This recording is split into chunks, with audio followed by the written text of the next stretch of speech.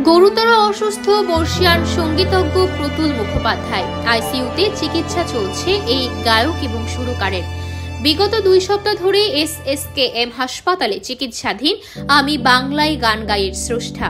ভারতীয় গণমাধ্যম সূত্রে জানা গেছে, অন্ত্রের অপারেশনের পর হার্ট অ্যাটাক হয় প্রতুল মুখোপাধ্যায়ের। দ্রুত অবনতি হতে থাকে শারীরিক অবস্থার। অ্যান্টিবায়োটিক প্রতিরোধী সংক্রমণের ফলে পরিস্থিতি ক্রমেই জটিল হয়ে উঠছে।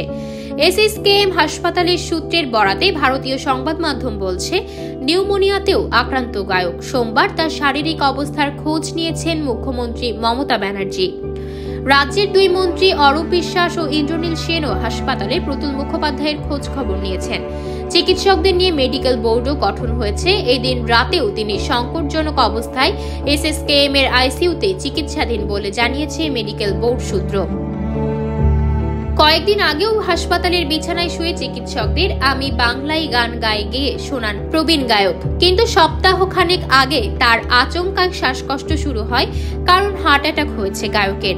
তড়িঘড়ি কার্ডিওলজি বিভাগে স্থানান্তর করা। দ্রুতই তাকে কার্ডিওলজি বিভাগে স্থানান্তর করা হয়। সেখানেই ধরা পড়ে ফুসফুসেও প্রবল সংক্রমণ রয়েছে। তবে সেই সংক্রমণ ব্যাকটেরিয়া না ভাইরাসের জেরে নাকি মিশ্র গোত্রের, তা এখনো স্পষ্ট নয়। কড়া অ্যান্টিবায়োটিক চললেও তাতে সেভাবে সাড়া দিচ্ছে না প্রতুল। 1942 সালের 25 জুন অবিভক্ত বাংলার বরিশালে জন্মগ্রহণ করেন প্রতুল মুখোপাধ্যায়।